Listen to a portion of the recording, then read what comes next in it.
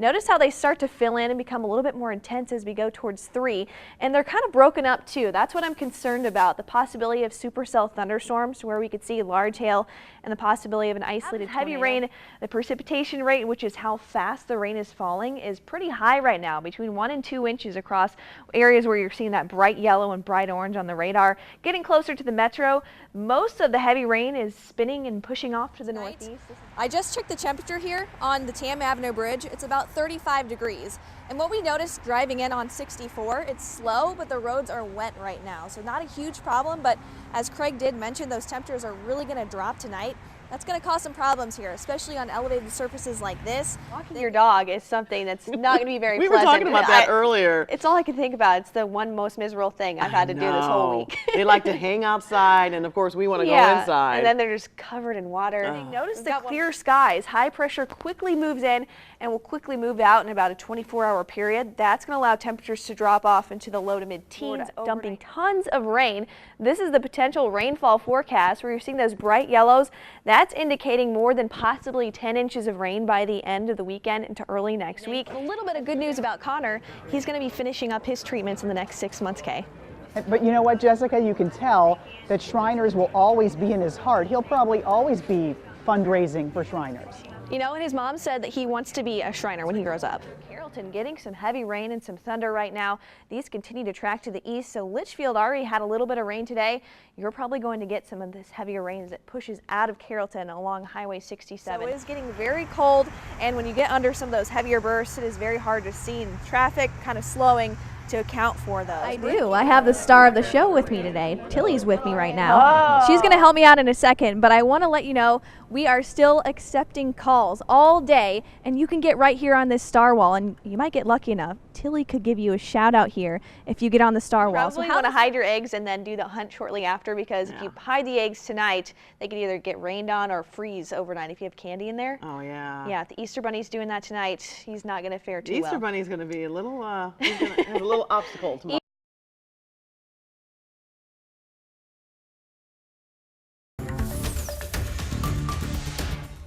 We begin tonight with a winter weather advisory. Short but heavy bursts of snow, howling winds, and it will be at times hard to see.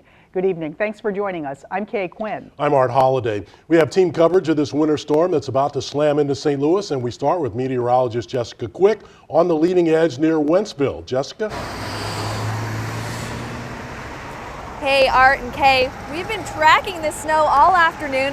It's been kind of coming in bursts, and we found the heaviest snow right now. We're just outside of Wentzville, right off of I-70. I'm going to step out of the shot here so you can see how heavy this snow is coming down right now. And the winds have died down a little bit in this location. I have a couple tools with me. Been kind of watching the temperatures, the road temperatures, as well as the wind speed. I just took the road temperature here in Wentzville. It's a little bit cooler than it is in St. Louis. It's about 36 degrees. In St. Louis, it was 39. So we're going to wait for that temperature to drop. The snow's starting to stick on the grass a little bit. It's obviously getting a little bit hard to see here out in Wentzville. Scott is going to be tracking these heavier snow bands and moving into St. Louis. Scott, what do you have for us? Well, right now you're getting into the thick of it there, Jessica. And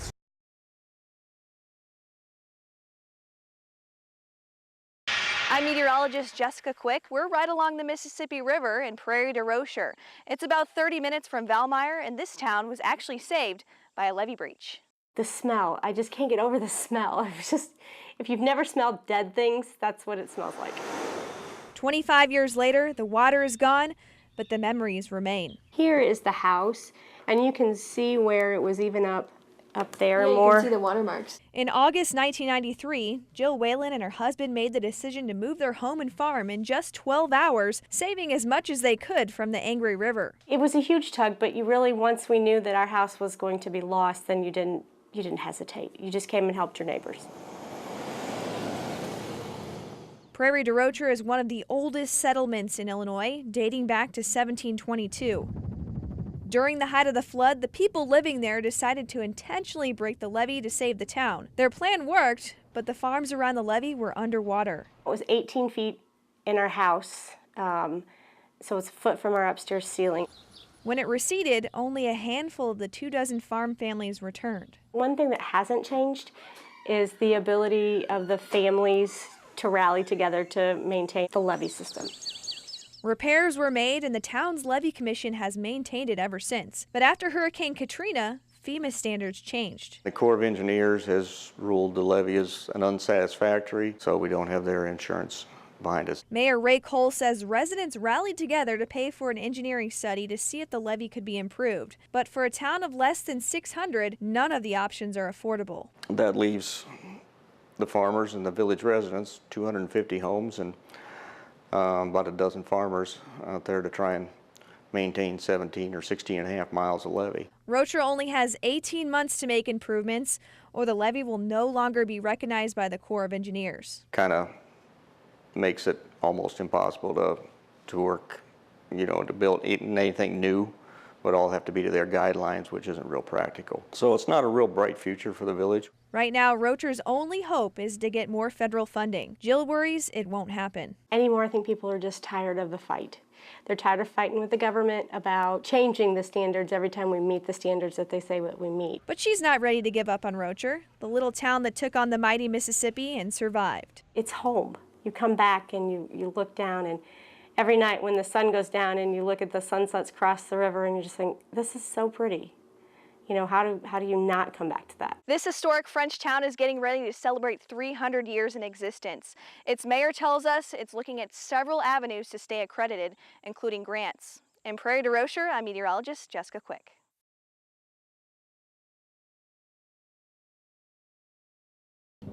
We are on the Weather Center with Jessica, and fall begins on Saturday, but tomorrow it's going to feel kind of like the middle of July. You know what? It's holding on for dear life. It's going to hold on for the rest of the week, but I think by the time fall gets here, it's actually going to feel like it. Okay. And we deserve it. It's been really hot here lately. We remember we had no spring. It was summer. We didn't. Went right from after cold winter. to hot right away. Yeah. So we're finally going to get that much needed break here as we go towards the weekend, but we're going to have to get through one more really hot day. We're going to see the temperatures climbing to just under record levels again for tomorrow. It's going to feel more like 100 degrees in the afternoon, but some big changes are on the way. We're going to see rain chances increasing by Friday.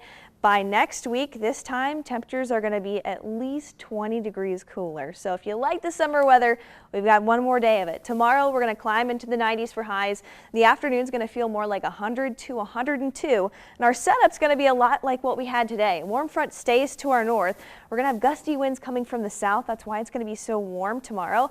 But I'm watching this cold front out to our west. That's going to start moving in for Friday, and it's going to kind of set up our weekend weather here as we get towards Friday. Watch what happens on Futurecast. Through tomorrow, we climb into the 90s again. We're going to have a chance for some pop-up storms, kind of like what we had today, kind of hit and miss. The widespread rain doesn't really come until Friday, and a lot of it is going to be south of St. Louis. Where the front sets up, south of there is where we're going to get the most rain, and it doesn't move a whole lot for the weekend. Going into Friday evening, most areas north of I-70 are dry, and then we start out Saturday mainly dry. Futurecast heading into the weekend. I'm stopping here on Sunday. We still have a rain chance south of St. Louis. Then things start to change. By Monday, that front will start to lift back to the north, and that will give all of us a better shot at rain all the way through Wednesday. Looks like Tuesday, though, is going to be our best shot at getting some measurable rain across the St. Louis area. After Wednesday, the cooler air from the north settles in, and it's really going to feel so much better, more like sweater weather in the evenings. Decent amount of rain here for parts of Missouri, especially south of St. Louis where you're seeing those purples. Some of those spots could see more than 2 inches of rain. Around St. Louis, maybe about a half an inch, depending on if we get some thunderstorms mixed in with that. Cooler temperatures are on the way. I mentioned here, you're going to see in the 10-day forecast, temperatures cooling down a whole lot. The blue, the darker it is, that indicates a higher chance of temperatures being below average, so it's going to feel more like fall after this weekend. Really, though, not going to see that for tomorrow. 95 for the high. The heat index climbing in the triple digits. Want to show you the 10-day breakdown here as we get to the next couple of days, dropping through the 80s on Friday, going into the weekend, holding in the upper 70s. We have the rain chances increasing through Monday, Tuesday, and Wednesday, but look at this. Beyond that, the middle of next week, the highs are going to be in the low 70s. In the evenings, you can turn off the AC and open the windows, lows in the 50s. All right, Jessica, thanks.